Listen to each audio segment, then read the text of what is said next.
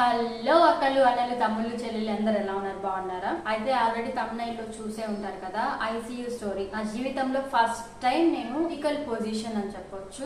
ఐసీయూలో జాయిన్ అయిన ఆ ఫేస్ కూడా నేను ఎక్స్పీరియన్స్ చేశాను అనమాట. ఈ ఇయర్లో జనవరి అనమాట. నాకు నా కొడుక్కి డెంగ్యూ వచ్చింది, డెంగ్యూ ఫీవర్ వచ్చింది. సరే నార్మల్ డెంగ్యూనే కదా, అంత క్రిటికల్ ఏం లేదు కదా అని చెప్పేసి వెళ్ళి మెడిసిన్ తీసేసుకొని ఏదో ఇంజెక్షన్ వేసినారు.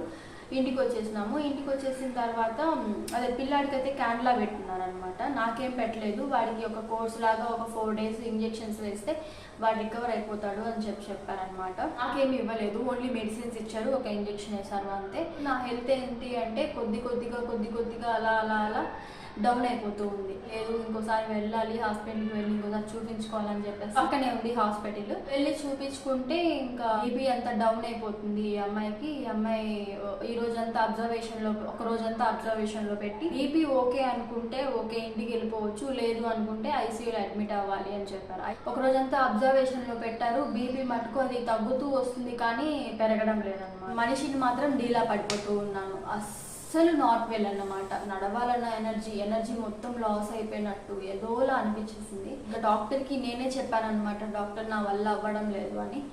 ఓకే అని చెప్పేసి ఐసీయూలో జాయిన్ అయినప్పుడు కొద్దిగా యాక్టివ్గా ఉండే. ఐసీయూలో జాయిన్ అయిపోయాను. ఇంకా డ్రెస్ అంతా చేంజ్ చేసేసారు, క్యాన్లా అంతా పెట్టేసినారు. నా వార్డ్లో మొత్తం 10 మంది ఉన్నారు.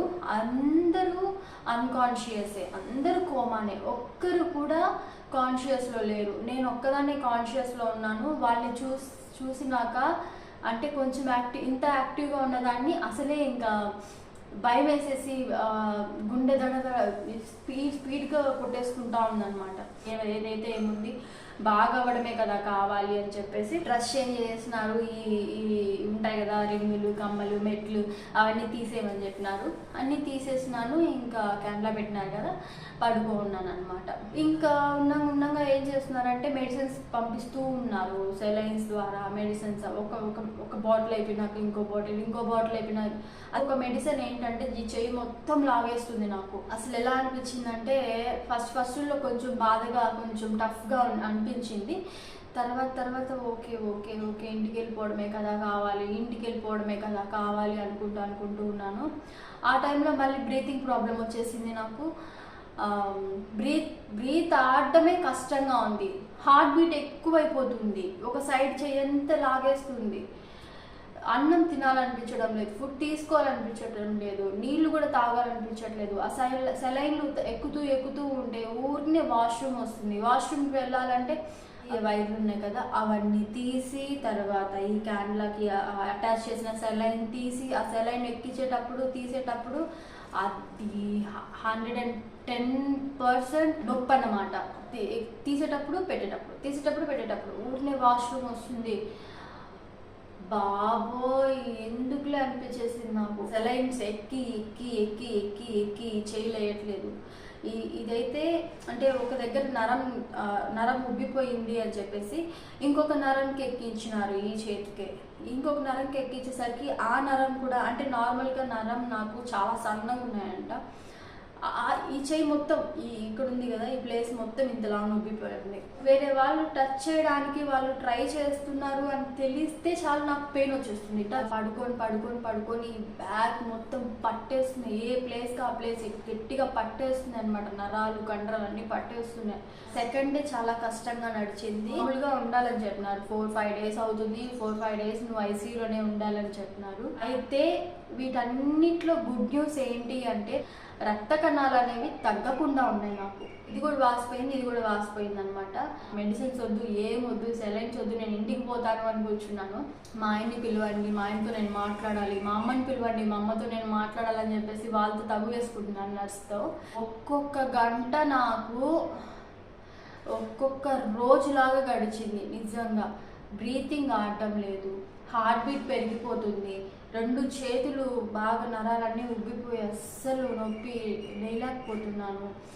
ఈ పడుకొని ఇటువైపు పడుకుంటే ఇటువైపు మొత్తం పట్టేస్తుంది, ఇటువైపు పడుకుంటే ఇటువైపు పట్టేస్తుంది, వెనక వైపు పడుకుంటే వెనకంతా పట్టేస్తుంది. నా వల్ల అస్సలు అవ్వడం లేదు. ఫుడ్ తీసుకుంటే వామిట్ అయిపోతుంది. ఐసీలోకి వెళ్ళినప్పుడు ఈ ప్రాబ్లం లేదు, ఐసీలోకి వెళ్ళిపోయిన తర్వాత ఎన్ని ప్రాబ్లమ్స్ వచ్చాయి నాకు. 3వ రోజు అంటే 4వ రోజు వస్తుంది, 3వ రోజు ఈవినింగ్ ఉంటుంది, నైట్ ఉంటుంది కదా, 2 అవుతుంది, మిడ్-నైట్ 2 అవుతుంది. అప్పటి వరకు నాకు ఏం ఫుడ్ తీసుకోవాలనిపించట్లేదు కదా, కానీ ఆ 2 o'clockకి నాకు కారం దోశ, బోండా, చట్నీ ఇవి బాగా క్రేవింగ్ అవుతుంది అనమాట. అంటే ఇలా తినాలి అని అనిపించలేదు కదా ఇన్ని రోజులు, ఈ 3 days నాకు ఇప్పుడు అనిపిస్తుంది. అంటే నాకు బాగైపోయిందేమో అని నాలో నేనే ముసిపోతూ ఉన్నాను అనమాట. నా పక్కన ఎవరు లేరు, అందరూ కోమాలోకి వెళ్ళిన వాళ్ళే, నాలో నేనే అనుకుంటూ ఉన్నాను అనమాట. బట్ ప్రాబ్లమ్స్ అన్నీ అలాగే ఉన్నాయి, కానీ మనసులో వచ్చేసి బాగైపోయిందేమో అని ఫీల్ అవుతా ఉన్నాను అనమాట.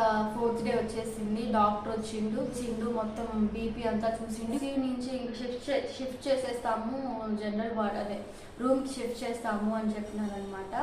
ఆ రోజు నేను పడ్డ ఆనందం, నా కొడుకుని ఎప్పుడెప్పుడు చూస్తానా, నేను ఇంటికి ఎప్పుడెప్పుడు వెళ్ళిపోతానా, నేను ఇల్లు ఎప్పుడెప్పుడు చిమ్ముతాను, నేను ఇల్లు ఎప్పుడెప్పుడు కడుగుతాను, నేను కర్రీ ఎప్పుడు చేస్తాను, ఇంటికి వెళ్ళిపోయి అన్నం వండుకోవాలి, అన్నం వండి నా కొడుక్కి నా బట్టకు పెట్టుకోవాలి, ఫస్ట్ వాషింగ్ మిషన్లో బట్టలు వేయాలి, ఆరేసుకోవాలి, ఇలాంటివన్నీ మైండ్లో రన్ అవుతూ ఉన్నాయి. అంటే మళ్ళీ ఇంటికి తిరిగి వెళ్ళిపోయి నా లైఫ్ మళ్ళీ నార్మల్గా రాబోతుంది అన్న థాట్స్ చాలా బాగుండే అన్నమాట. బట్ ఎనర్జీ మాత్రం అస్సలు లేదు, 0.1% కూడా లేదు నాలో ఎనర్జీ. అలాంటిది థాట్స్ అన్నీ అలా రన్ అవుతూ ఉన్నాయి. అన్నిటికంటే ముఖ్యంగా నా కొడుకుని ఎప్పుడు చూస్తాను, ఐసీయూలో ఉన్నప్పుడు పిల్లాన్ని అలో చేయలేదు, నా కొడుకుని అలో చేయలేదు. ఇంకా రూమ్కి షిఫ్ట్ అయిపోయిన తర్వాత అర్జెంటుగా నువ్వు మా ఆయనకి కాల్ చేసి అర్జెంటుగా నా కొడుకుని తీసుకురా, వాడిని చూడాలి నేను అని చెప్పేసి అన్నాను. వాడిని తీసుకొచ్చినప్పుడు వాడిని పట్టుకొని హక్ చేసుకొని గట్టిగా పట్టుకొని ఏడవాలనిపించింది, కానీ ఏడవలేదు. మళ్ళీ వాడు బాధపడతాడని చెప్పి ఏడవలేదు.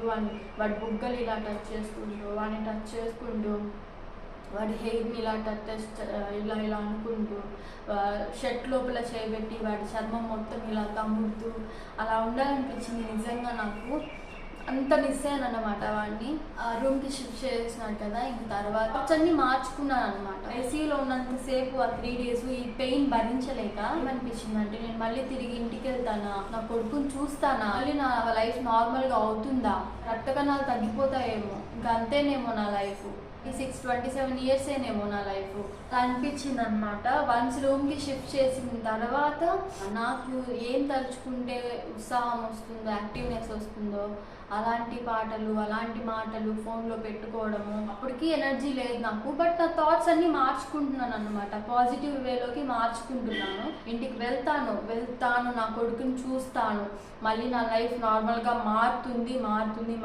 నాకేం కాదు అని చెప్పేసి మనసులో అంత థాట్స్ అన్ని పాజిటివ్గా మార్చుకుంటూ ఉన్నాను అనమాట. ఓన్లీ 1 day ఉన్నాను రూమ్లో. డాక్టర్ వచ్చిండు, ఏమ్మా ఎలా ఉంది అన్నాడు. నాకు బాగుంది డాక్టర్ అని చెప్పినాను. బట్ నాకు బాగాలేదు, నాకు ఎనర్జీ లేదు. బట్ నేను ట్రై చేసిన, అలాగా నాకు బాగుంది డాక్టర్ అని చెప్పి యాక్టివ్గా ఉండడానికి ట్రై చేసిన అనమాట. డాక్టర్ చూసి ఓకే నువ్వు వెళ్ళిపోవచ్చు ఇంటికి, నువ్వు డిశ్చార్జ్ అయిపోవచ్చు అని చెప్పినారు. అంతే, ఇంకా ఊపిరున్నంత వరకు, నేను బతికున్నంత వరకు ఇలాంటి సిచ్యువేషన్ ఇంకొకటి రాకూడదు, నాకు రాకూడదు, నా కుటుంబ సభ్యులకి రాకూడదు, నా కొడుకుకి అసలే రాకూడదు అని గట్టిగా అనుకున్నాను అనమాట. అప్పుడు ఒక 1 month అలా కొద్దిగా రికవర్ అయిపోయాను అనమాట. సో మెయిన్ పాయింట్ ఏంటి అంటే, అసలు ఏం బాగాలేదు, అసలు ఎందుకు క్రిటికల్ అయింది, నా బాడీలో వాటర్ క్వాంటిటీ లేదంట. మొత్తం ఇక్కడ ఈసీజీ చేసినప్పుడు ఈ వాటర్ అస్సలు లేదు బాడీలో, మొత్తం డ్రై అయిపోయింది లోపల, అందుకే నువ్వు ఐసీయూలో జాయిన్ అయ్యావు అని చెప్పినాను. ఓన్లీ ఒక వాటర్ వల్ల ఐసీయూ వరకు వెళ్ళినా నేను. సో నేను చెప్పాలనుకున్నది ఏంటి అంటే, థాట్స్ మనం ఎప్పుడైతే నెగిటివిటీని మన మైండ్లో రన్ చేసుకుంటూ ఉంటామో అదే జరుగుతుంది. ఎప్పుడైతే పాజిటివ్ని వదిలేసి నెగిటివ్నే మనం అబ్జర్వ్ చేసుకుంటూ ఉంటామో ఆ నెగిటివ్ థాట్స్ వల్లనే మనం సగం డీలా పడిపోతాము. అదే అర్థమైంది నాకు ఆ హాస్పిటల్లో ఉన్నంత సేపు. పాజిటివ్గానే ఆలోచించాలి, పాజిటివ్గానే మాట్లాడాలి. పాజిటివ్ థాట్స్ వల్ల కూడా మనం హీల్ అవుతాము, ఆ పాజిటివ్ థాట్స్ వల్ల కూడా మనం డీలా పడిపోకుండా ఉంటాం అనమాట. అంతే అన్నమాట. నేను చెప్పిన ఈ చాట వార్తాన్ని మీరు మొత్తం విన్నందుకు థ్యాంక్ యూ.